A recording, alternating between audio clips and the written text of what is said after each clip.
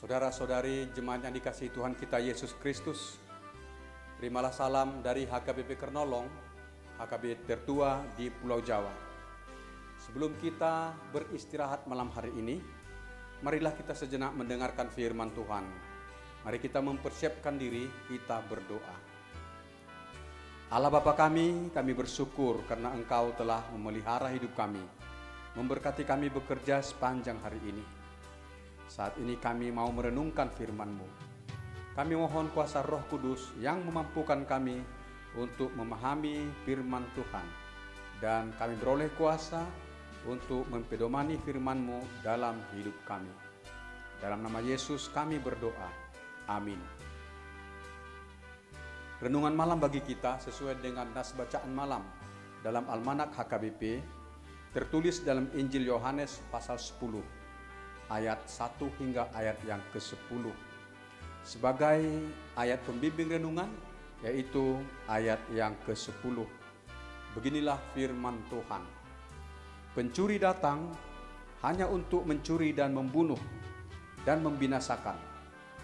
Aku datang supaya mereka mempunyai hidup dan mempunyainya dalam segala kelimpahan. Tema renungan kita adalah Yesus memberi hidup dan berkat berkelimpahan. Sahabat renungan malam Salum, firman yang menyatakan kasih Yesus yang besar bagi umat manusia, di mana Ia memberi hidup dan berkat berkelimpahan bagi umat manusia. Ini disampaikan oleh Tuhan Yesus kepada orang banyak saat Yesus menyampaikan pengajaran tentang gembala yang baik. Ketika itu Yesus mengajar di luar bait Allah. Di situ juga ada beberapa orang Farisi. Mereka juga mendengar pengajaran Yesus itu.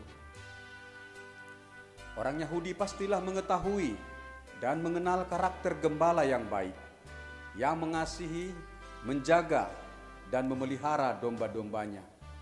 Karena orang Yahudi itu juga memiliki domba-domba dan mereka menggembalakannya. Gembala yang baik itu sangat menyayangi domba miliknya. Gembala itu menuntun dombanya keluar dari kandang dan membawa ke padang rumput, ke sumber air yang jernih dan sejuk. Menjaga dombanya agar tidak diganggu oleh kawanan pemangsa. Pada petang hari, gembala menuntun dombanya ke kandang. Gembala juga mengobati domba yang lemah dan yang sakit. Sangatlah berbeda dengan perilaku pencuri. Pencuri tidak mengasihi domba. Pencuri datang untuk maksud mencuri, membunuh, membinasakan domba.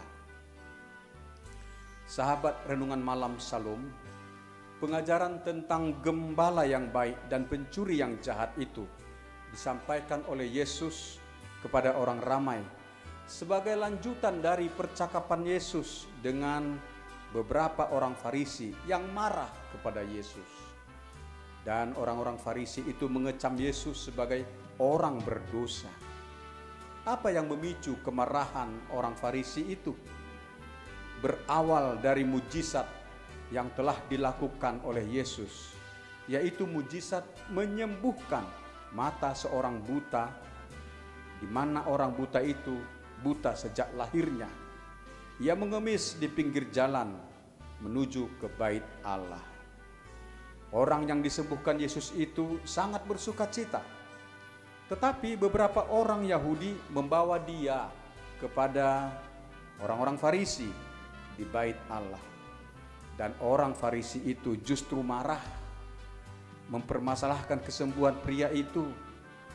Sahabat renungan malam Salum, pengajaran tentang gembala yang baik dan pencuri yang jahat itu disampaikan oleh Yesus kepada orang ramai sebagai lanjutan dari percakapan Yesus dengan beberapa orang Farisi, di mana mereka marah kepada Yesus dan mereka mengecam Yesus sebagai orang berdosa.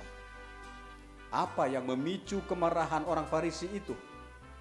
Hal itu berawal dari mujizat yang dilakukan Yesus, di mana Yesus telah menyembuhkan mata seorang pria yang buta sejak lahirnya. Pria yang buta itu mengemis di pinggir jalan menuju ke bait Allah. Yesus telah menyembuhkan dia. Orang yang disembuhkan oleh Yesus itu sangat bersuka cita. Tetapi beberapa orang Yahudi membawa dia kepada orang-orang Farisi di bait Allah. Dan orang Farisi itu justru marah. Mereka mempermasalahkan kesembuhan pria itu karena ia menerima mujizat kesembuhan di hari Sabat. Bagi orang Farisi, mujizat penyembuhan pun adalah salah jika dilakukan di hari Sabat. Larangan-larangan dalam hukum Sabat yang telah ditetapkan oleh tokoh-tokoh agama Yahudi sangat kaku dan tidak bermuatan kasih kepada orang yang sakit, orang yang sengsara.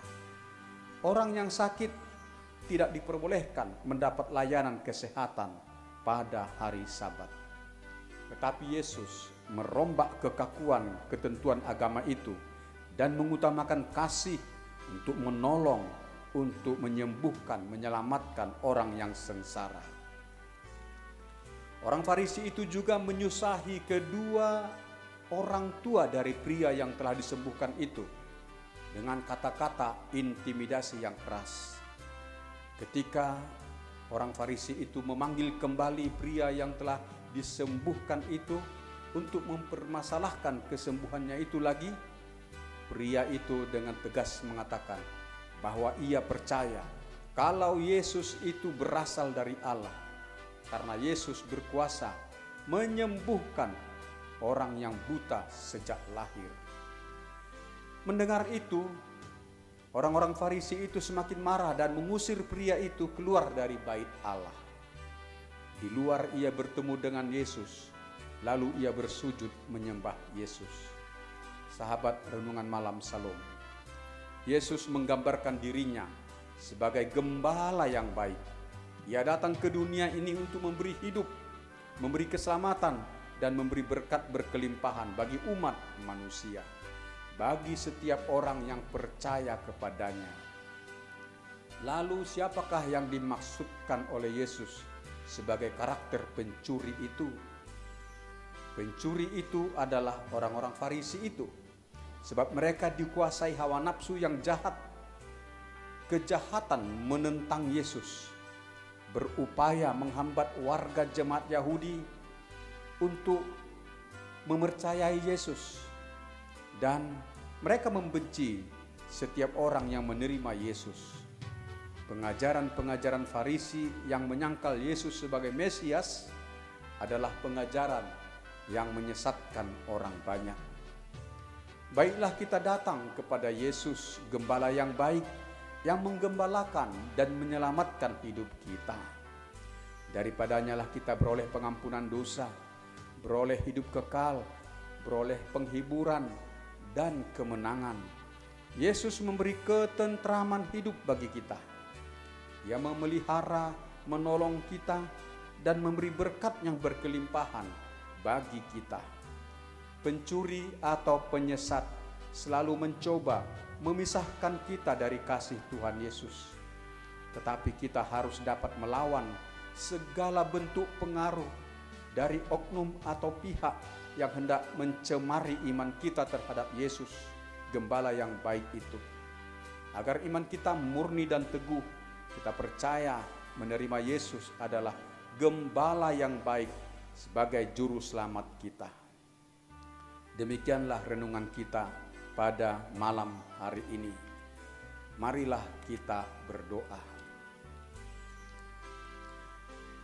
Terima kasih ya Allah Bapa, kami telah mendengar firman-Mu. Kami mohon kuasa Roh Kudus yang memampukan kami untuk menghayati dan melakukan firman-Mu, agar kami setia mempercayai Yesus. Dialah gembala yang baik, yang menggembalakan dan menyelamatkan hidup kami. Yesuslah sumber berkat berkelimpahan bagi kami. Allah Bapa yang Maha Pengasih, berkatilah jemaat-Mu yang sakit, mereka yang dirawat di rumah sakit atau yang dirawat di rumah, agar mereka beroleh pertambahan kesehatan untuk pemulihan dan kesembuhan mereka. Berilah juga pertolongan bagi orang yang berduka. Hiburkan mereka ya Tuhan. Dan Engkau melepaskan orang-orang yang kesesakan, menganugerahkan sukacita bagi mereka. Dan Engkau memberikan perlindungan bagi semua tenaga pelayan kesehatan, para dokter, para perawat, dan semua yang bekerja di rumah sakit, di klinik-klinik, agar mereka terhindar dari penyakit dan virus-virus yang berbahaya dalam pelayanan mereka, memberi pelayanan kesehatan bagi para pasien. Pelihara hidup kami pada istirahat malam hari ini, dan Engkau menjauhkan mara bahaya dari kami. Bangunkan kami esok pagi, dan berkati kami melaksanakan pekerjaan dan usaha kami, agar kami beroleh hasil jerih payah kami untuk kesejahteraan hidup kami. Terpujilah nama-Mu ya Allah Bapa. Dalam nama anak-Mu Tuhan Yesus Kristus kami berdoa. Amin. Anugerah Tuhan kita Yesus Kristus, kasih setia Allah Bapa, dan persekutuan dengan Roh Kudus memelihara hidup kita selama-lamanya. Amin.